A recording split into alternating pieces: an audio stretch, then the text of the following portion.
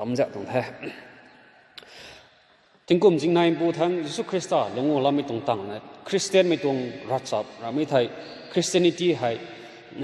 ฟังสุบมาเขา establish สุขายมันก็ให้2,000 years ว่ามันก็ท้อกระตุ้ง doctrine นี่ใครนับไปแท้ยิสุคริสต์ให้ตัวบิคุมอิโซ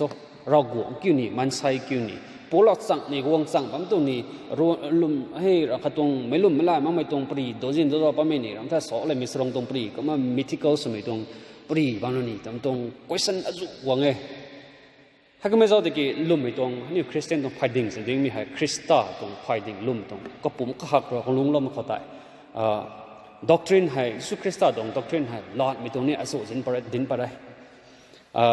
ไรไม่เข้าใจ first doctrinal errors concerning Christ ไม่เข้าใจแต่กันงั้นนะก็จะตะกี้นี่เท่าตอนนู้นของแต่เว้ยนี่ลุงก็ท้อสุคริสต์ให้ลุ่มเราไม่ได้ที่สิ่งที่พวกเราไม่กันดีเขาลองวงลุงเราไม่ได้แต่ไม่ถ่ายแต่ก็ไม่ทราบตะกี้กันดีเขาตัววิสุบมโซเราไม่ได้preacher อักขระนะ doctrine ล้อนแต่ดินเอาไว้ไม่เข้าใจให้กุมตรงงานสิน้อยสิจะไม่ได้อาศัยมาสอนดาวนี้ตรงไง Ephesians ไม่ประได้ตรงอักขระตรงประได้เข้าใจก็มาใส่แล้วนั่นก็มาdoctrine บ้าๆไม่รู้มันใส่ตรงจุนคนนั้นขัดจับปัจจัยวัดนักกุมเข้าใจลุ่มบ้ามเดียวน่าใส่ไม่ทราบตะกี้ให้เข้าใจจะไงป่วยไทย5-6 doctrinal errors นะตัวที่ main 4 errors ให้ก็มาChristian ไม่ตรง community ลงครั้งนั้นนะปาร์มิเตก็มาหาไปตรงไหนไรไม่เข้า Unitarianism ตัวมีให้ ancient Arian ตัวมีตรง community อาคารนั้นก็มาลุ่มเล่าตรงไทยให้เก็บวิสุบอดไว้ไทยยิสุคริสต์ให้เราหวงเราไม่เคยน่าสอตรงให้ก็มาให้ก็ให้ก็ไม่มันใส่คิวนั่นเด้He's a good man มันใส่จุดมาสิกายไทยไม่ดิดไม่ปูจุดมาก็ไม่รักษาตั้งไม่ปูมันใส่นั่นเด็ดแต่คนลุ่มตรงไทยมันใส่ก็ไม่เขาเราหวงเราไม่นะดิดไม่เท่ให้หาย Unitarianism ตุ่มปังเลยนะคริสเตียนไม่ตรง sect เราไม่เท่รักษาเพราะนะดินลัดไปไม่ตรงdoctrine ปังไทยหายอาคาเดรนะ Atheism เราไม่เท่ Christian Science นะใช่ Atheism ตัวมีให้กลุ่มmid 1840 จังคนน่ะestablish ป่ะไม่ ideology ขาดให้ doctrine ให้ปุยให้ Mary Baker G. Eddy ทำไมปุยรู้นะฟังสปะตรง ideology ขาดให้ปุยสบอตัวไทยยิสุคริสต์ให้มันใช่หรือไม่ตรงให้รอเด้ตรงให้คริสต์ตัวปุยให้คริสต์ตัวให้ปุยเรื่องลุ่มเกี่ยวกับAtheism คนลุ่มเกี่ยวกับยิสุคริสต์ตัวเองเขามันใช่สนับปนุมาครับใครใจเล็ดจันปนุมาใครเรากูอันนี้เหตุลุ่มตรงให้มันใช่นับปุ่มสิยิสุคริสต์วงปนุมาให้ตัน reject ตรงให้ Atheism นั่นลุ่มเกี่ยวกับอาคาดรนะให้ตรง Atheism ลงเข้าใจยิสุคริสต์ตรงเขาเกี่ยวมันใช่ตรงรับมั่งไหมหลักเราไม่ตรงเราหวงตรงให้เท่าแบบคณิตไทยไม่ให้แม่ใครตันลุ่มตรงให้สิให้ Atheism นั่นลุ่มเกี่ยวให้ลอน doctrine Mary Baker นั่นเป็นคุยด้วยนะลิงก์ปัตตงไทย ideology ไทยมิจฉาที่ 1 Corinthians 15:3 ก็แต่ท่านนี่เล่าไว้ Christ died for our sins according to the scriptures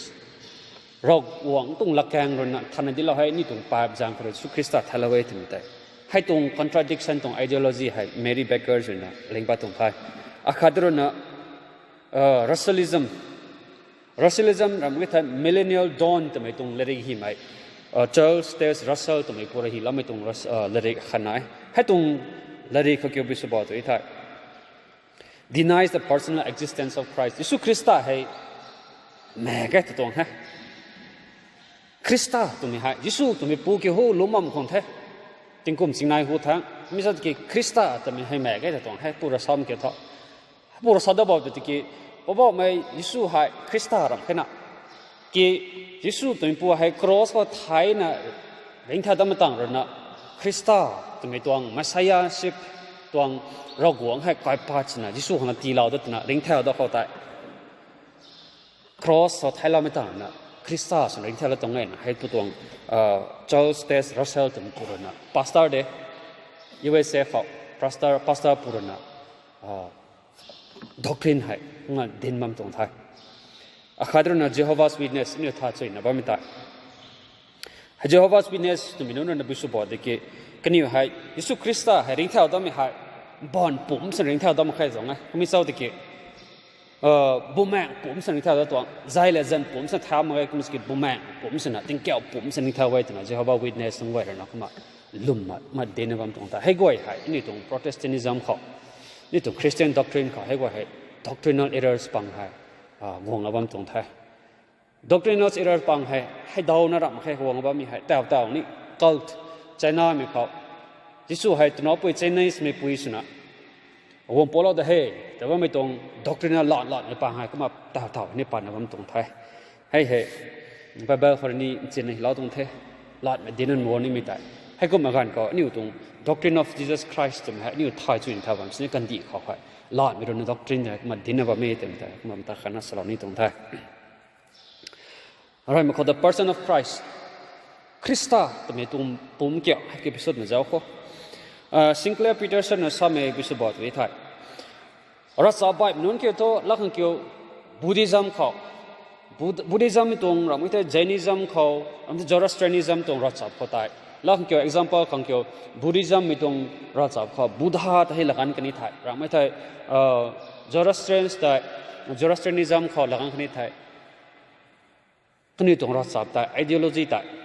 lung mi thiek ta ring ma me mi sau de Christian kho tho ni tong Christian mi tong ratsap kho tho Jesu Krista ta lagan kani thai so kra le tong tha so we ga ba ke tho ni tong Christianity hai foundation tuling ling thau mi ke tho bo mi su Krista kra thau tong ngai tam ta Sinclair Peterson we na kuma chan sala tong tha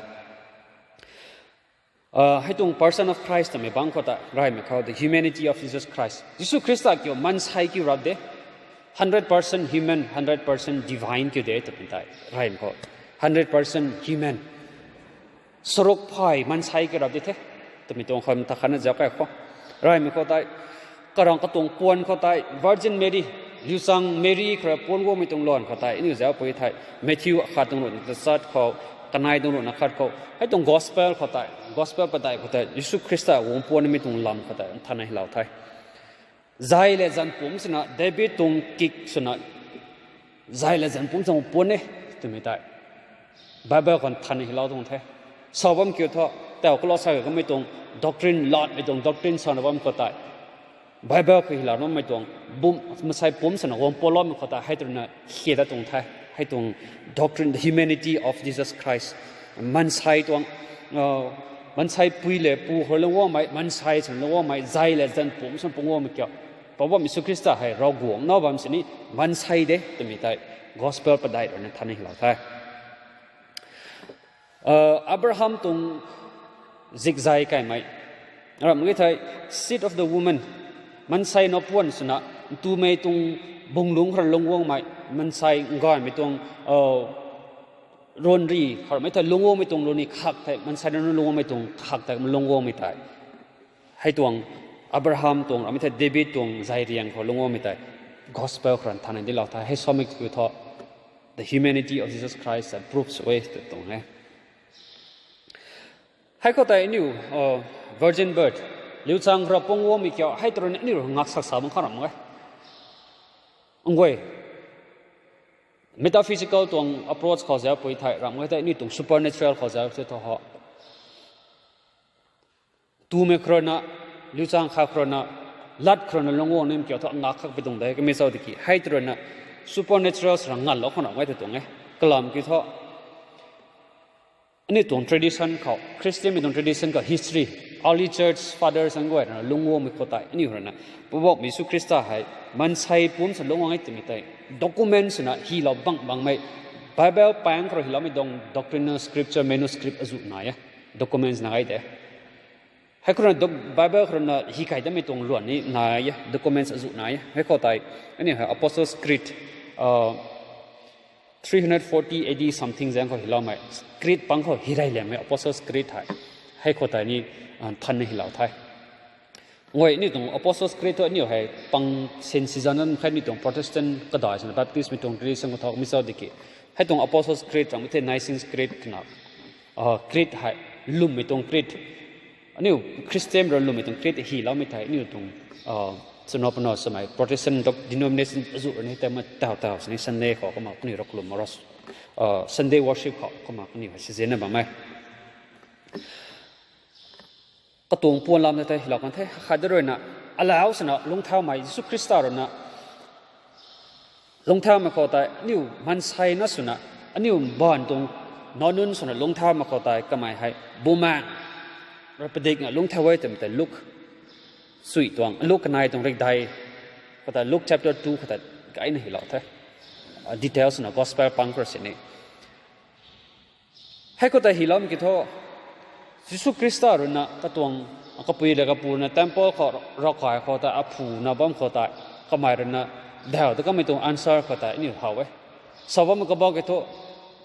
แล้วนักขัดกรอนนักสนถ่ายปันรอกวงนักสนิทถ่ายบัมมือเด็กไม่ทราบดิเกแล้วนักขัดสนะรสับตามีตรงลำเขามูจงหนุนแหละนะ discuss สนะบัมกันเขาแต่ให้ตรง indicate สมิก็บอกกิโตก็แต่ให้กับปุยกับปูรนักกระตวง society เราไม่ได้ก็ก่อก็คุ้นเคยก็แต่ให้แล้วนะนี่หรอนะแล้วนู่นแต่ Sunday school คนซ้ำเรามันก็มันก็แต่ให้นินซ้ำแถวบันที่ไหนแต่เรียนเราตรงไหนจะตรงไหนสาวมันก็บอกกิโตเราหัวนอที่นั่นเราหัวต้องลำทางงานก็นี่นั่นก็เล่ามาตัวไม่ทราบดิเกอันนี้มันใช่นะน้องตรงยิสุคริสต์แต่นี่ 100% human แล้วน้องตรงลุ่นหลงเขาแต่นี่มันกดแถวไม่ได้ให้ตรงนั้น indicate ตรงแท้ขัด point 3เขาตรงนั้นก็หมายให้มันใช่ตรงปุ่มดูคนนี้บุมาให้ก็หมายให้ก็เขาไม่มีเด้ 100% สรุปพอขาดให้ก็สรุปพอขาดให้มันใช่เหตุระดับนั้น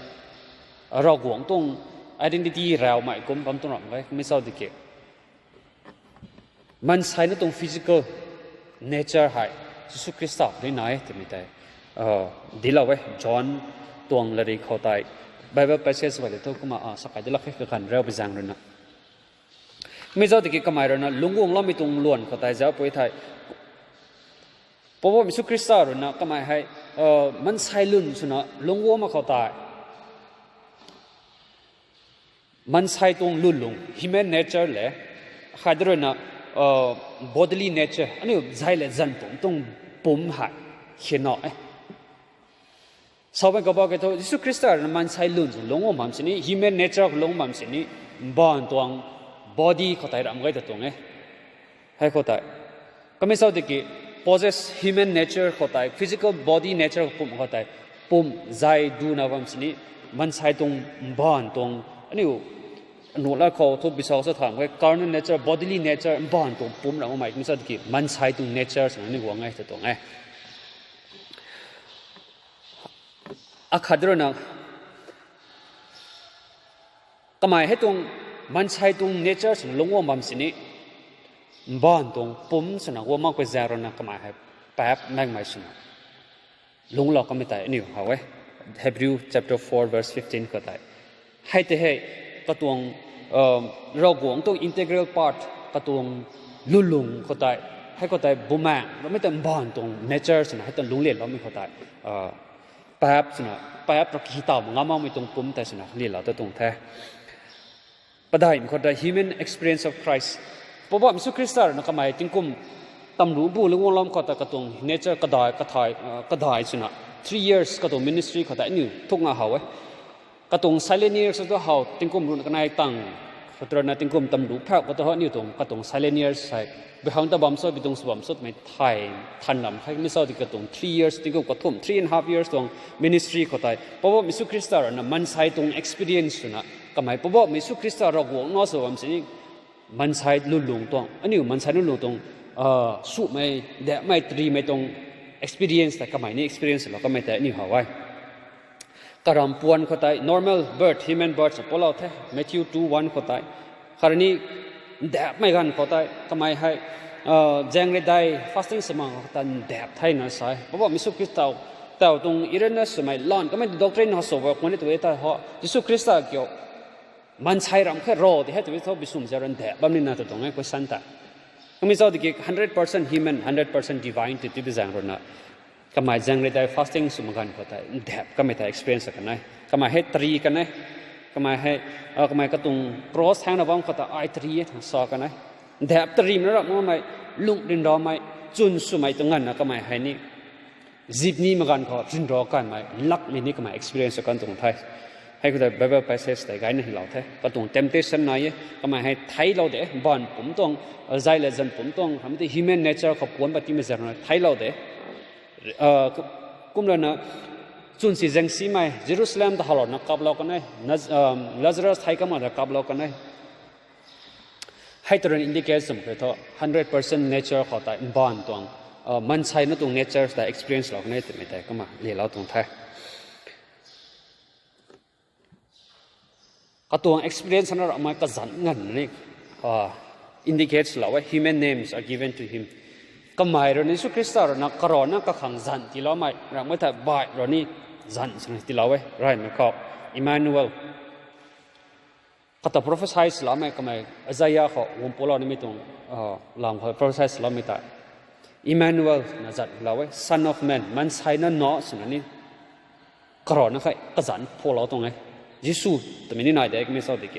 Son of Man Son of God นี่ก็มามันใช่สั่นสิ่งนั้นก็มาพวกเราไปตรงไหนฮารุนะ Jesus of Nazareth เด็กยิสุ Jesus เยซูสให้ตรง first Bible study บอกไม่ตรง life and work of Jesus ตรงก็ได้ก็ได้ท่านdetails นั่นสละก็มีเท่ฮารุนะ Christ Jesus คริสต์มาสยาแต่ไม่ตรงจันพวกให้มันใช่ตรงจันพวกตัวก็มาอันนี้ยิวดีไม่ตรง community เขามันใช้จันพวกพร้อมตัวก็มีสุคริสต์นี่พวกเราเองตรงนี้ให้คนแต่ gospel เขาเรียกแต่สัตว์ดาวให้ก็แต่ให้ son of man มันใช้ในน้อมเป่านะแกเราไม่เรียกแต่สัตว์ดาวให้เราไว้ตัวไว้ gospel เขาให้แต่ให้ก็หมายถึงสุคริสต์นะ son of God จะมีให้ก็แต่ให้ accept สุดเองก็หมายให้เราหัวน้อมเป่าไว้แต่ไม่กรอนนะ accept สุดเองก็ไม่ทราบที่กี่ก็หมายถึงนะSon of God นักกรอนนักตาซ้อมมากันก็ได้เราหัวน้อมเป่านักซ้อมมากันก็ได้ให้ตระหนักล้อมไว้ไม่ทราบที่กี่มันใช้ในน้อมเป่านะซ้อฮาลด์เลยซ้อมไม่ก็บอกเกี่ยวกับมันใช้ในตรง nature ก็ได้ให้เราหัวน้อให้เราหัวน้อมเป่าก็หักส่วนลงโอมันสินี่นั่งเลยไอ้ตัวนะยิสุคริสต์นะมันใช้ในนู้นเขาคิดก็ไม่เข้าใจ The children of God ตัว ideology เขาเราหัวต้องกายได้บางเข้าใจเราหัวน้อแต่ให้adopt เราไม่เราไม่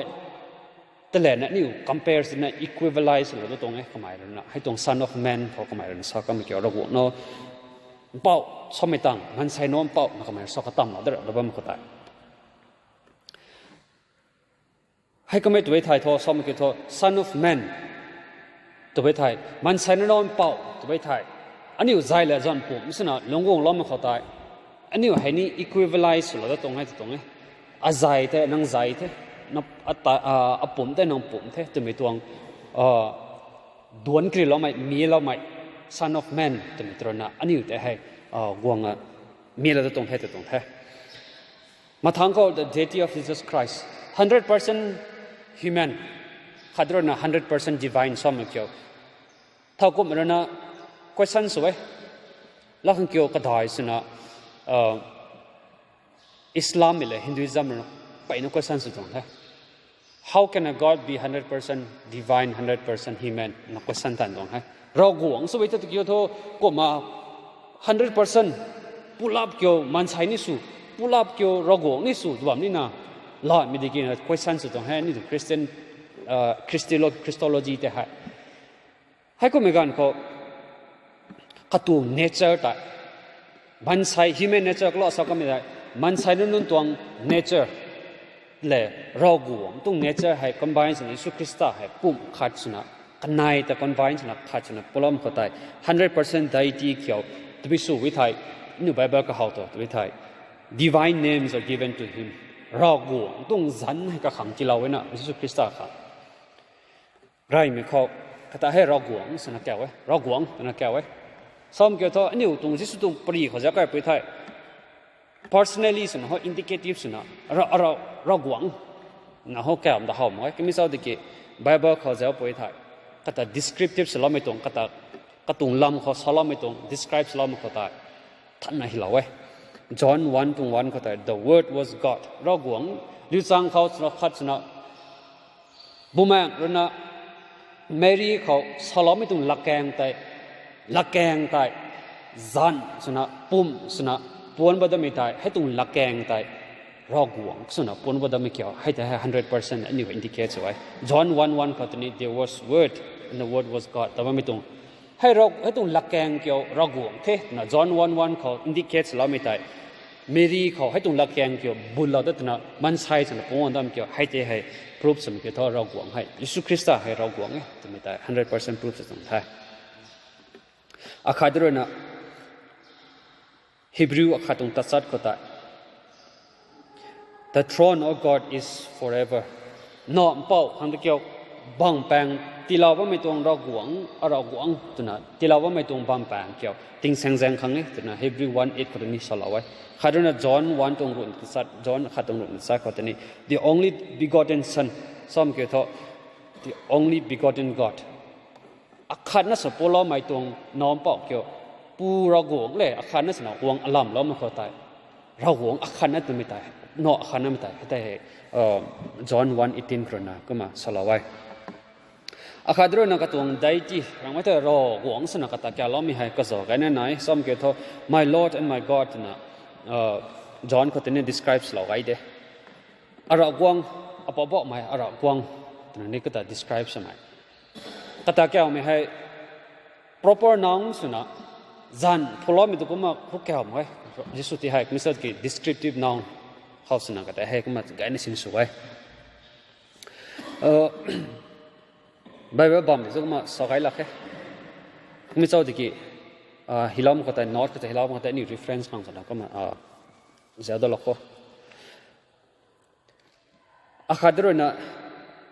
ragwang ta kya mai tang ragwang non pau tani ni kata kya lawe ragwang non pau na kya law mi hai bisaba diki hai tung title hai ragwang non pau na kya law mi hai gospel badai ko hai hak na sin su lawe hai tung sin su law ke to gospel badai ko ta ani hai na hanung discuss am ko ta synoptic gospel alak khat kurun mark mai Johanan gospel akhat hai gospel badai ko ta Matthew Mark Luke ti hai synoptic gospel na sai lang to hi mi ti tan samro ro tna kharuna mark ra hai khilang katong him ti ta ba ba tna synoptic gospel Matthew Mark Luke ko hai synoptic gospel na kya tong hai tong synoptic gospel ko hai Yesu Christ te hai kya am te khi ka hi la da dia som ke tho son of God na som kya kate hai Yesu Christ te son of God na describes him gan ko kamai hai ai rab the son of God kyo na hu phung accept sama to kamai sau te ke he unhesitatingly accepted kamai hai lo de ragwang na kamai hai accepts de ragwang non pau ki the na salo de kamai sau te ke me kho ta ka khang ka ragwang non pau kyo kamai ra di he ka khang ra di he na kha sum ga mi ke pu ragwang te le na ka te he ownership ti la de thong se gospel synoptic gospel ko ha kamai sau te ke John dong gospel ko tho karo na kata hai son of God rago non pau ji the na direct hu phung sa da to hai tong difference hai gospel pa dai ko nga na ka ma bible na ha wai akhadro na gospel tong John dong gospel ko na the word was God hai tong intention John dong gospel ko intention som ke tho first bible study ni bang ko ma ko ta John tong intention no so ke Jesus Christa hai rago hi chi tu mi tong intention ro hi na word of God to my boy son of God to my tong lam kho synoptic gospel ko lang sini ma bai na kama indicate direct indication that tilaw tong the John chapter 21 ka katong epilogue ko ta hijapa man ko ta John na Jesus Christ that describes me ko ta ni thana ma pa na haudre ara gwang apo bo mai ara gwang na kama directly describes it on the John tong gospel Johanan gospel ko na hai ko sabom ke to son of God we thai ragwang non pau ke thai we thai ka te hai special category ko ra we thai ka te hai unique sonship non pau akhat se tong lulung ko tai unique sona dela mi tong nai sam ke thought the word only begotten John 3:16 ko tai ni emphasize ma ta ra we thai hai tong chapter ko tai emphasize ma ko tai the only begotten sami hai akhat na suna pola mai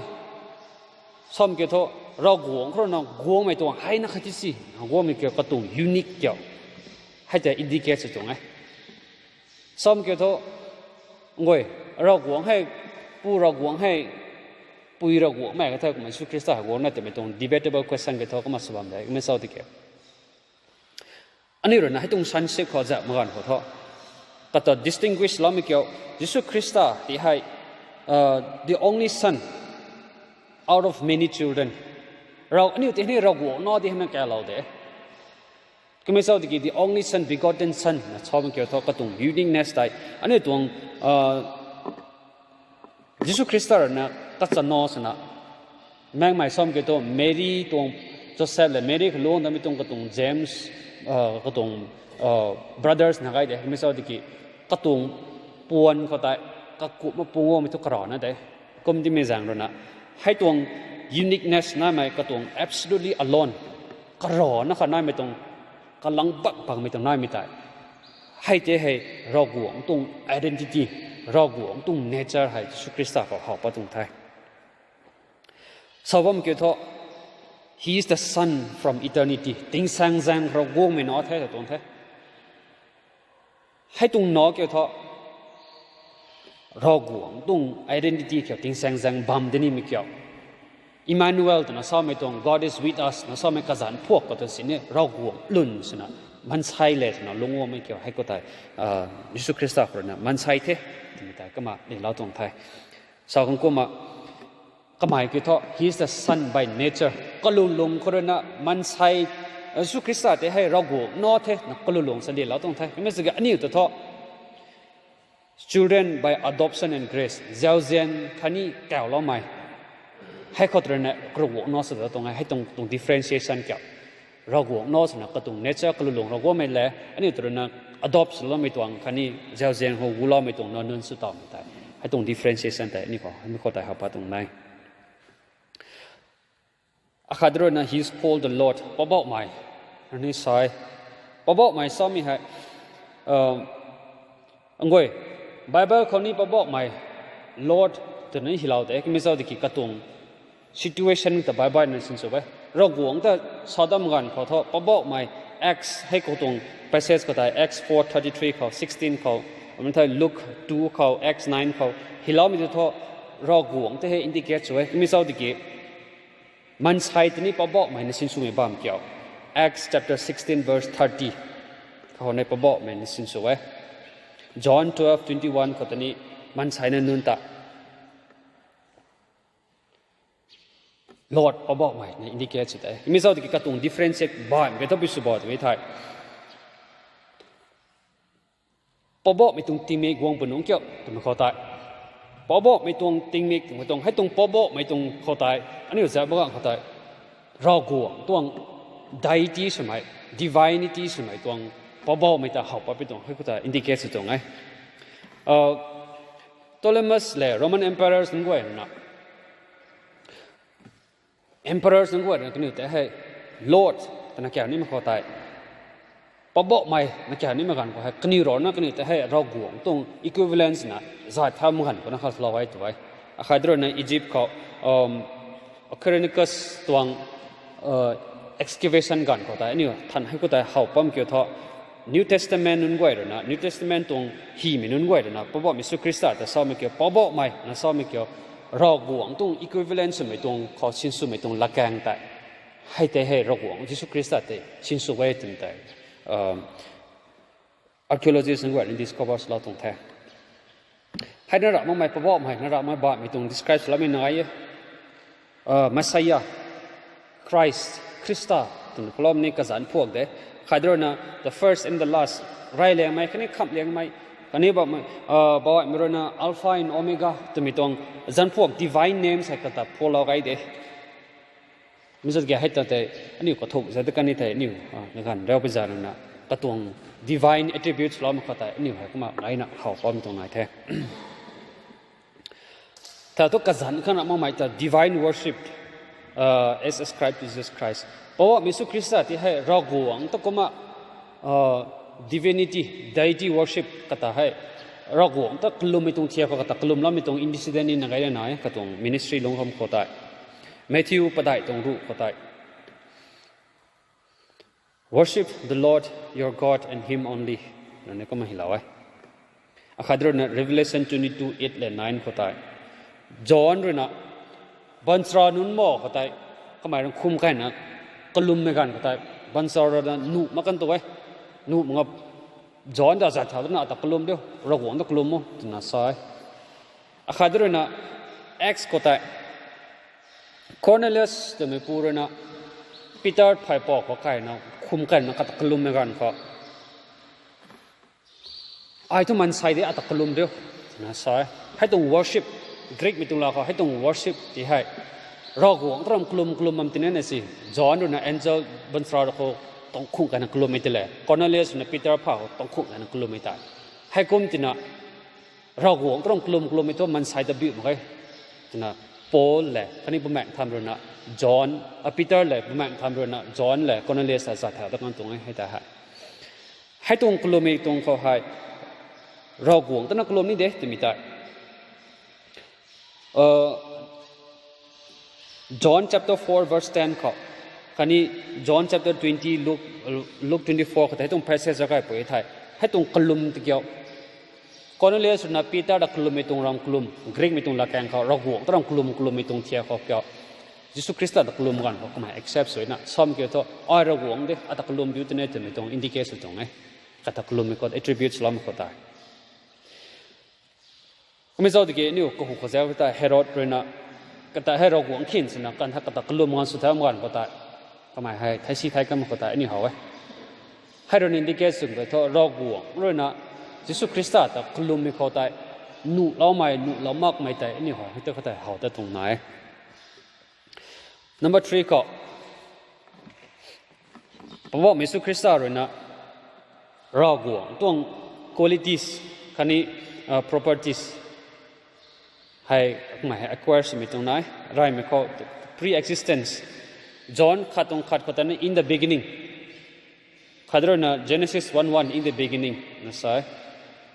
John ขัดเรื่องนี้ John ตัดสัตว์ก็แต่ before Abraham I was I am Abraham หูทั้งไอ้บามุงเทแต่นะก็หมายเรื่องนะ declares แล้วก็ไม่ก็แต่ให้เกี่ยวซ้อมอีกบอกเกี่ยวกับ Abraham เลยนะAbraham เราต่อเราก็ไม่ตรงลุงเราก็ไม่ตรงรวนดีเราหวงต้นเซนโรยไม่สนรู้เราก็ไม่เข้าใจโมซีไทยไลน์ไม่สนไอ้หวงตรงไปตรงให้สุคริสต์ซ้ำกี่ท่อไม่ทราบที่กี่ไอ้ลุงเรานี่ไม่ตรงเทียบแต่โมซีเราลุงเลี้ยงเราไรตรงไหนตรงไหนซ้ำก็บอกกี่ท่อก็หมายลุงโมซีเราลุงเราก็ไม่ตรงต่อเราก็ไม่ตรง leaders เราต่อเราไม่เข้าใจให้เขาแต่นี่เพราะว่ามิสุคริสต์ผมไม่ถึงได้ pre-existence เขาแต่ก็มา indicate ตรงไทยสมัยก็บอกแค่ทอกระตวงตอนให้จุดเพราะว่ามิสุตรงคริสต์ตรงตอนก็หมายกวงคับด้านหน้ากวงลงมั่มสินี่ตรงตอนให้มอสีไทยลอยนะกระตวงตอนแต่ตอนเราไม่รู้สึกเกี่ยวมอสีเรานะกระตวงตอนเราไม่ตรงตอนนี้ไม่ตรงตอนแต่ตอนเราตรงให้ตรงแต่ก็มาJohn 8:58ก็ได้อับราฮัมหูทั้งไอบาไม่ที่มีได้ก็มาดีเราตรงไทยอับราฮัมก็ตัวกขันเขาหลงเราเด้อิงก็พายบุญขัดนะขันหลงเราไว้ก็ไม่ทราบที่กี่ certain point of time อับราฮัมตรงพวกเรามีให้อียิปต์เขาอิสราเอลไม่รู้นะบางสมหลงเราไม่ตรงคันนี้นิ่งทอสมัยตรงดักคนนั้นเด้หลงเราไม่ทอก็ไม่ทราบที่กี่มันใช่ตรง humanity history of humanity จะก็เหมือนกันก็ได้ยิสุคริสต์ให้ทอข้าวไม่ครนะคันนี้รวยไม่งั้น alpha and omega the beginning and the end นะสมัยตรงจันพวกก็ได้ก็ตรง existence pre-existence นี่นานแบบไม่ถึงได้ก็ตรงนั้น indicate ตรงแท้อาคาดรนะ self existence and life giving power คันนี้ริไม่ที่เราไม่ปันตีที่เราไม่ตรงปุ่มตันก็เขาไหนแต่ในเราหวงตรงปุ่มตันนั้นเขามาเราหวงยิสุคริสต์ตรงปุ่มเขานี้ก็เขา attribute qualities attributes สมเกี่ยว John 5:21เขาได้ท่านให้เราเท่ปูเราหวงแล้วนักการใจถ้าก็ไม่คุ้มเร่งเท่าสุดแล้วก็ไม่คุ้มนอนปอกหันตัวนี้ก็ไม่ให้นี้ให้ตรงหลงนุ่จุนเขาได้ใจถ้าเราไม่จะไม่ได้ให้ตรงนั้น authorize เราตรงเท่ยิสุคริสต์เขา life giving power นั่นไม่เกี่ยวคุณรู้นะ I am the way the truth and the life แต่นะเขาไม่ซ้ำเขาได้ก็ไม่รู้นี่สุบไม่แสงคันนี้เร่งไม่เกี่ยว ก็ถูกเขาเราวัวไม่คันนี้เขา authority นั่นไม่ได้ก็ถูก qualities นั่นไม่ได้ John 14:6 ก็นี้ก็ไม่เห็นแล้วคันนั้นไปเชื่อสบายคันนี้ก็ถูก source physical moral spiritual and eternal authority แต่ก็เขาเข้ามาฐานะสุคริสต์ก็ attributes เราตรงแท้อาคาดรนะ immutability ติงสังสัง eternity the beginning and the end ตัวมันเกี่ยวHebrew 13:8 ก็ได้ Jesus Christ the same yesterday today and forever the Lord นั้นสายติงสังสังของสุคริสต์ขานะติงสังสังครับวันนี้มีเกี่ยวก็ตัว nature เกี่ยวก็หมายลุงเราก็ไม่ตัวก็ตัว surrounding nature ก็จะท้อจะบอกว่าตัวนี้ไม่ร้อนนั่นเองกันให้ตัว surrounding ลุงเราว่าไม่ตัวก็ตัว environment ก็ตัว community ปวดก้อยให้ดำเราไม่ต้องปวดก้อยให้ตัวนี้ไม่ร้อนนั่นเองมิสาวดิกีติงสังสังคำบ้านไม่ได้ให้ก็ตัวนั้น Hebrew 8:13 ก็ได้ก็ได้ให้ attributes เราตรงที่ qualities ยิสุคริสต์ตรง qualities ให้ indicates เราตรงนั้นอาคาดรนะเรากวงเลยตัวนั้นก็ไม่ให้บ้านจำนี่ไหมเรากวงเลยนะขันนั่นสินะดงดอนี่ไหมกีดอนี่ไหมเรากวงเลยนะขันนั่นเขากปีส่วนจำนี่ไม่เกี่ยวก็ไม่ให้เท่ตรงนี้ Colossians 2:9 ก็ได้ก็ไม่ให้เรากวงตรงdivinity ตรง attributes เราไม่ตรงเราไม่ก็ไม่ให้เรากวงก็เราดิเทตัวไม่ตรงให้เขาตัวนั้น Paul นะ Colossians ไม่ตรงก็หิมันก็ได้ท่านนะหิเราตรงเทให้เขาแต่ซ้อมเกี่ยวก็ไม่ให้ the essence เรากวงตรงกุนก็เกี่ยวเรากวงตรงกลุ่ลุงเกี่ยวเรากวงตรง mix จวดเกี่ยวก็ตัว nature ก็ให้เกี่ยวกับดิเทเรากวงเขาหน้าบ้านเกี่ยวกับดิเทตัวนี้ได้Paul นั่นนี่ก็มา proofs เราตรงที่ Colossians มันนั่นก็ได้ซ้อมเกี่ยวเรากวงให้ลุยไม่เรากวงลุยไม่รำแค่ตรงนี้ Paul นั่นซ้อมก็ได้ที่เรากวงเกี่ยวกับดิเทตัวนั้น Colossians มันนั่นก็ได้ Paul นั่นเราตรงนี้point ประเด็นก็ได้ divine offices เรากวงให้ดำเปล่าเว้เรากวงให้เรากวงนั่นแต่สินสุบไม่ยี่แต่แต่นี่อยู่ไทยให้ตรง same office ให้ตรง same quality แต่ก็ตรง authority ก็ไม่ใช่ก็ตรงใครเรียกแต่ยิสุคริสต์คนนี้ให้ที่ไหนที่มีแต่นี่มันตะกันจะก็ he is a creator ที่มีท่อ John 1:3 ก็ได้ all things were made by him him ที่มีให้ผู้รักหวงต้นนะคะ him ที่มีแต่ attributes ที่ดำใครแต่ท่อ the word with God verse ว่าเลยตู้ก็แต่นะรักหวงก็แต่จันสำหรับวงดำมันก็แต่ him ที่มีก็แต่เพราะว่ายิสุคริสต์นี่ก็จะตรงไหนตรงไหนให้เขาแต่ก็ไม่ให้รำกวยนะดำเราตรงเท่นายว่าไม่ตรงเกรงกวยให้ดำเราตรงเท่ Hebrew 1:10 ก็ตัวนี้ก็มาสอนเราไม่ให้เราหวงยิสุคริสต์ให้ดำเราไม่ตรงปวดให้ไม่สอนที่ดำเปล่าก็ได้เท่แต่ตรงนี้ Hebrew ก็แต่ซ้ำเกี่ยวกับเราหวงนั่นเมรีเขาลิจังฮัสนะปวนบอกที่ขังดำเราตัวเราไม่ตัวไม่สอนที่เราหวงสนุกหวงตัวให้คนที่น่ะให้เท่ให้ He is a creatorอันนี้ให้ดำไม่ปวดนั่นเด้ปุ่มเด้ไม่ทราบที่มันใช้ปุ่มสนองมันสิ่งนี้ดำเป่าสนองปุ่มเราตรงไหนตรงไหน Colossians 1:5 ก็ได้ the firstborn นอไรไม่แต่ไม่เกี่ยวไม่ได้ใครก็คนเขาจะเซฟนะไม่ได้ใครก็คนเขานอไรไม่สิปุ่มว่าให้ตระมันไง attributes มันเขาต่อรักกวยนักเขาแถวมาเขารักกวยนักดำมาเขานายบางคนไม่ตรงปวดเราหวงก็นักวัวไม่ตรงปวดเราหวงสนักวัวไม่ตรงปวดได้เต็มแต่นอไรไม่แต่ indicates ตรงนี้ verse Colossians 1:17 ก็ได้ verse 16 และ 17 ก็ได้ซ้อมกันจะมากันก็ได้อันนี้ English ก็จะตัว for created for creation นะซ้อมก็ได้ก็เขาตัวเราหวงให้ยิสุคริสต์ให้เราหวงสนะก็ขังสนะพวกเราตรงดำเราเสียเราตรงเราไม่ทราบที่กี่ก็ไม่ให้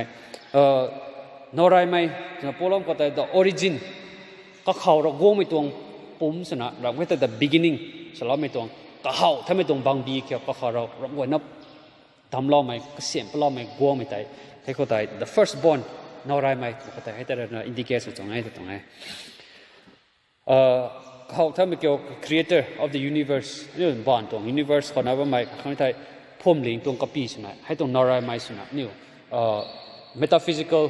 ขอสิสุดมาขอ foundation of church นะลิงท้าดำไม่เกี่ยวกับบังบีเกี่ยวผมเลี้ยงตวงติงแก้วตอนนี้ตรงวงดีเกี่ยวผมเลี้ยงชนิดไหมเขาไม่แต่วงลงวงแล้วไหมไม่แต่บ้านตรงลงวงไม่ตวงเราไม่แต่ดำล้อไม่ตัวบุแมงตวงเขารับกตานะเขาวงไม่ตวง source origin ไต่เพราะว่ามิสุคริสต์เอเต็มแต่ให้กุตรนาอินดิเคสตรงแท้ He is the upholder of all things รับกวยนะเขาก็ไม่ให้ชินนะบ้าไม่ตวงกายเป้าเทนะสลาย Hebrew 1:3เขาอินดิ Colossians 1:17เขาไต่ก็หมายถึงนะกุศลเราวงพอล้อไม่กันเขาไต่ prophecy แต่ fulfills ล้อไม่ตรงเราไม่ตรงเขาไม่ทราบที่รับกวยนี่แต่ก็กลัวมันก็ด้วยเราตรงแท้ political social economy เขา spiritual เขา physical เขาไทยนี่ไม่ริ่งนี่ไม่ตรงคันนี้เราวงเราดำล้อไม่ตรงปวดแต่ก็กลัวมันก็ดวมเราได้ไม่ตรงเซนซูนะว่าไม่ตรงปิวนะว่าไม่ตรงข้างเกี่ยวก็หมายให้นะแสงใจเปล่าสนะสิล้อไม่ได้แต่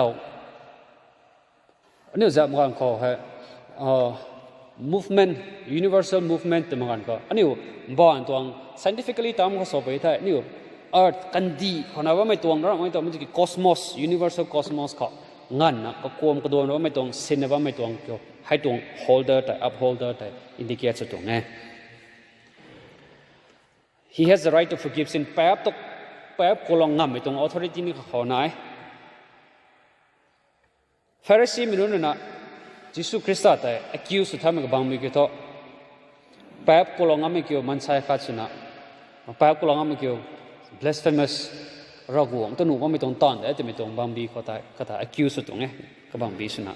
ให้เขาตายบิสุบอตไว้ตายฟาริสีไม่รู้นะลุมเกี่ยว he say rabbi เดดินเปล่าเดแต่มันก็นี่ attribute acknowledge เดไม่ทราบที่เราหวงเนี่ยตัวนั้น acknowledge มาตัวฟาริสีไม่รู้นะให้คุมที่มีเจริญนะ blasphemous movement เขา blasphemous deeds เขาตาย isฟาริสีไม่รู้นะยิสุคริสต์แต่ accuse ตรงแท้ก็ไม่ทราบที่ให้เขาตาย forgiveness of sin ยิสุคริสต์นะแป๊บโกลงไม่ตรงปุ่มตัน authority office สิ่งมันเกี่ยวกับสบายด้วยแต่แป๊บตะโกลงไม่ตรงปุ่มตันไม่ตรงอันนี้ตัวโกลงไม่ตรงมันใช่ตัวโกลงไม่ตรง office นี่ตรงเลยแป๊บตัวโกลงไม่ตรงauthority เลยมันใช่ตัวโกลงไม่ตรงauthority ให้ที่นักเขียนหน่อยแป๊บตัวโกลงไม่ตรงคือตัวตอลไม่ตรงเป็นเขาโกลงตัวก็ไม่ใช่แค่ตอลไม่ปูแต่ตอลไม่ตรงมันใช่ตัวโกลงไม่ตรง office ไม่ให้ปอบไม่ตรงauthority ดำเป่าตรง authority ตรง office แต่ก็ไม่นี่ชินนะมันเป็นเรื่องแต่ก็ไม่นี่เขาหาตัวตรงแท้ไทยมีแต่ตรึงท่าดำไหม raising the bodies of men ริงมีเขาคราวนี้ไทยมีเขา authority นายมีเกี่ยวเราหวงตรง authority นำของยิสุคริสต์เขาหาปอนมีเกี่ยวกับบิสุบาตไว้ไทยJohn 6:39 John 6 ตรง chapter ก็ได้ให้ไกด์นะเขาเถอะก็รู้นะ John 11 ก็ตัวนี้มาหาไว้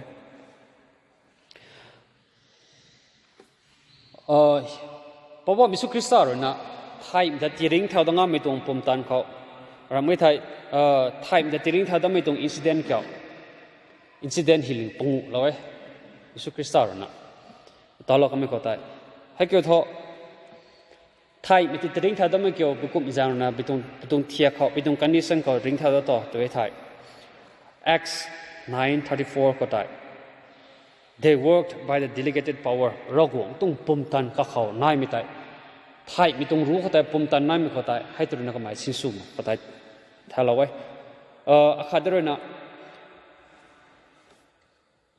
Christ by His own power เราหวงตรงกระตุ้งปุ่มตันเพราะว่ามิสุคริสต์ตรงกระตุ้ง authority ลงเขากระตุ้ง power ลงเขาแต่ที่ริงท่าดำไม่ตรงไหนว่าปีเตอร์เรนนี่ไทยในที่ริงท่าดำเด็กก็ไม่ทราบที่กี่ให้ตรงที่ริงท่าดำไม่เกี่ยวกับมิสุคริสต์จันทร์ครอยข้าตรง power เขาเป่าด้วยนะที่ริงท่าดำตัวก็ไม่ทราบกี่มิสุคริสต์ในที่ริงท่าดำเกี่ยวกับก็เขาเราโง่ไม่ตรงปุ่มตันครอยที่ริงท่าดำตรงไงให้แต่ให้ซ้อมเกี่ยวกับไทยมีจังหวะเขาไทยไม่รู้เขาไม่ปุ่มตันนั่นมันเกี่ยวปอบไม่สุปอบไม่รักวัง my father อาปูรักวังคนน่ะรอแล้วนะทิ้งเท่าที่ตรงนั้นไม่ก็ตรงอินทิเซนอินดิวให้ตรง medical สับจะมันก็ได้ไม่ใช่ที่ก็เขารักวังไม่ตรงปุ่มตันคนน่ะทิ้งเท่าตรงไงลาซารัสทิ้งเท่ามันก็ได้พอบอกไม่จังคนทิ้งเท่าว่าซ้ำกันนะที่ลาซารัสตัดปะทุนะออเดอร์ที่ประเดี๋ยวก็เขาแล้วนะให้ตรง differentiation ได้นี่หัวยิสุคริสต์ก็ไทยไม่รู้เขาไม่ปุ่มตันไหนแต่ไม่ได้เอาไปตรงไทยสองคนกันแล้วก็ให้ตรง 4 points ก็ได้attributes แล้วมันขับมี point ก็ได้มันใช้นั่นนู่นก็ได้ก็แต่ละจันเป้าคนนี้ก็ไม่สลาวให้เกี่ยวกับ John 5:22 ก็ได้บิสบอกว่า the Father judged no man but they committed all judgment into the Son John เรื่องนี้ฮิลามันก็ได้ปูรักวัวแล้วนะมันใช้นั่นก็ได้ลาจันสมัยก็ไม่ทราบดีกี่ลาจันสมัยเกี่ยวกับลาจันเป้าของเซลล์มันเกี่ยวกับขนมเป้าของตัวเกี่ยวลาจันสุลขังลาจันเป้าตัวสุลขังลอยแต่ไม่ได้นี่ข้อ John chapter 5 verse 22ข้อหาไทยข้าดูนะ Matthew คนนี้เท่ Acts คนนี้เท่หาไว้ให้ก็ได้ Man of the cross is the man of the throne แต่นั่นหาไว้cross ถ้าเราไม่ปูเกี่ยวให้ปูเกี่ยววงบอมแปงเขาดงไม่ปูไว้จะไม่ได้วงบอมแปงเขาดงไม่ได้ indicate สมัยก็บอกเกี่ยวกับ authoritative สมัยตรงลัจันที่ใกล้ดังที่ใกล้นุ่มตรง authoritative ตรงindicate ตรงเท่ man on throne จะไม่เกี่ยว man on throne จะมันเขาวงนั่นน่ะindicate สมัยเกี่ยว power น้อยไม่เขาได้นั่นสมัยตรงกี่ลัจันที่สุนุไม่ตรง authority นี่ก็เขาให้แต่ man of throne แต่ไม่ตรงวงบอมแปงเขาดงล้อมแต่ให้ตรงนี้อินดิเคชั่นตรงไง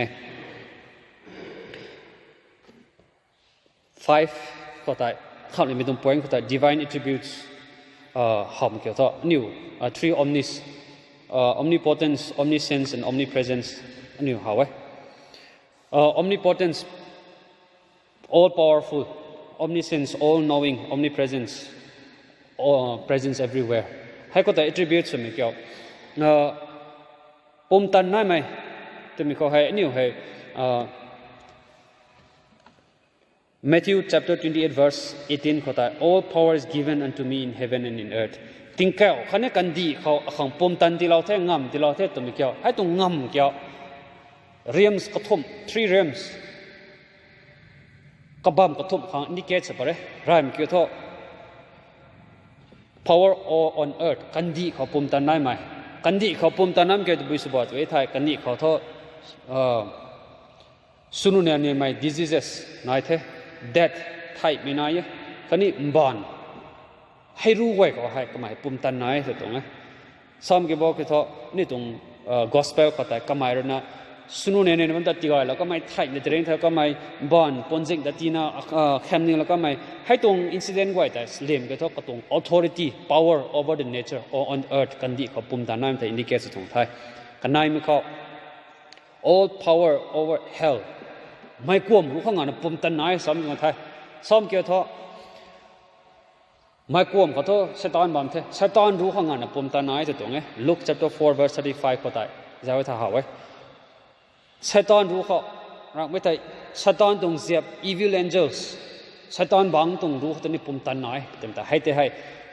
กันดีเขาคันนี้ตรวยรำเขาปุ่มตานายไม่ได้ indicate ตรงไงข้ามมีเขา all power in heaven ติ้งแก้วครั้งนี้ก็หมายปุ่มตานายน่าซ้ำเกี่ยวกับ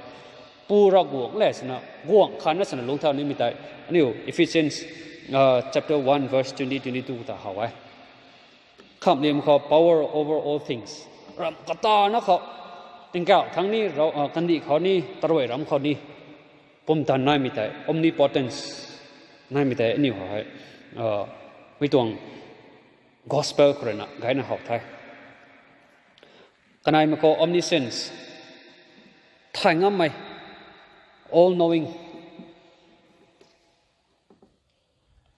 ให้เรากวงด้วยนะเท่าไรเขาคันนี้รวยเรานี่มีเขา the beginning and the end alpha and omega นะซ้ำไม่เกี่ยวก็หมายด้วยนะกระตุ้ง events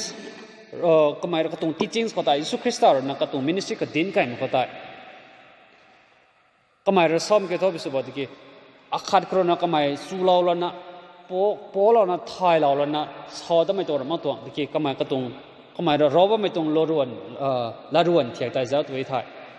ก็หมายเป้ากะหักบันนะทายเราแล้วนะเราไม่ตรงละรวนก็ได้ร้อยยิสุคริสต์เรานะก็หมายดินก็ได้ past คันนี้ future วงปนิไม่ตารีก็ไม่ตั้งคันนี้วงปนิไม่ก็ได้ Matthew 24 และ 21 ก็ได้เจ้าตัวไทยก็หูนุ่งพอเราก็ไม่ตรงนั้นไม่ตรงวงปนิไม่คริสเตียนไม่ตรง persecution ส่งนี่ไม่ตรงรวนนะก็หมายรอว่าไม่เข้าใจก็หมายกะหักบัมมารอเราไม่ตรงละรวนก็หมายคำสอนไว้คริสเตียนมีแต่ persecute ส่วนนี้หมายคันนี้Jerusalem temple สุขสีคันนี้ไม่ตรงวงไม่ตรง future incident แต่ก็หมายรอเราไม่เข้าใจกระทาสุขสีว่าไม่ตรงคันนี้ก็หมายปุ่งกะหักบัมนักแต่สุขสีว่าไม่ตรงลัดกวนแต่ก็หมายถึงรอนะบัมตรงแต่ซ้อมเกี่ยวกับMatthew 24 และ 21 ก็แต่ indicate สมัยแต่ปาดนะว่าไม่ตรงขุดห้องก็ได้ให้ตรง events ก็ได้ก็หมายเป้าบัมกะหักงะซ้อมไม่ตรงลากวนก็ได้ซ้อมเอาไว้ให้ตรง quotation ให้ตรงnature เราไม่ใช่กระตรง incident ที่ซ้อมกี่ตัวก็หมายให้ตรง event ของงานนะไทยให้วงนี้ไม่เขานี่เทปัดกูหัวให้ปัดนี่ปัดก็ไม่เขาแต่นี่ให้เขาแต่ omniscience ไทยงามปรีหมายตรงfirst hand information incident ก็ได้ก็หมายให้เขามา share สุดท้ายคำสื่อเขา omnipresence ก็กันกระถุยนะเขากระบำกระถุยนะเขาบำมาใหม่อันนี้เหมือน Matthew 18:20 เขาจะเอาไปถ่ายคนไหนคนนี้ก่อนทุ่มให้วงตัวนั้นอาจารย์เขาวงตัวไอ้ท่าไอ้บำไม่จะมีถ่ายให้ตัวนั้น indicate สมิเกี่ยวกับ he is everywhereก็หมายให้การกระถุยนะบำไม่ตัวตรงนี้คริสเตียนมันก็ได้นะนี่อยู่ให้ผมเล็งสรุปมากันเขาได้ body of Christ นะนี่อยู่สอนเอาให้เขาได้นี่อยู่อินดิเกตวงกระด้วยมากันเขาได้วงกระด้วยไม่ให้กองขันทุกวงด้วยหนุ่มโอเคกี่คนไหนคนวงกระด้วยเขาให้เขาได้วงกระด้วยไม่กวยนะเขาได้ให้บำกวยนะเขาได้ให้กันกวยนะเขาได้ก็หมายนี่บำไม่จะไม่ได้ให้เขาตระหนัก Matthew 18:20 ก็ตระหนัก proof สุดตรงท้ายสาวมันก็บอกเกี่ยวกับนี่ตรงรัสไว้นี่ตรงวงกระด้วยนะว่ามีให้ it's not a mockery กษัตริย์ข้างข้าชินุยเล่าว่าข้างข้าสวรรค์ต้องบอกว่าไม่ทราบกี่กระเลงสิ่งมีข้อใต้บอกเลยบำสัมไม่ถึงมีข้อใต้นี่เราเฮามาเขาเฮามาไม่เขายิสุคริสต์เลยนะบำสัมไม่ถึงมีแต่ให้ก็ตระหนักอินดิเคตสุดตรงแท้บ่ายไม่ตรง attributes ไม่กันนั่นน้อยก็ตรงตอนบำเขาattributes เราไม่ก็ตรง miracles ตอนเขาแต่ก็แต่เรากงตรง attributes เราไม่ก็ตรง parables ดิของงาน attributes เราไม่ตรงงานนะคันนี้ eschatological กงนี่ไม่ตรงขับไม่ตรงงานของงานนะละจันกันของงานนะก็แต่ให้เรากงนี่ตัวน่ะ attributes เราไม่ตรงนี่นะก็ยังไม่สอดเกี่ยวนี่ให้แต่เจ้าตัวกันนี่ไทยก็การนี้เราไปจังก็การนี้ใกล้ไปจังนะก็มาสักการะกุลอมตรงแท้สัตว์ตัวเรา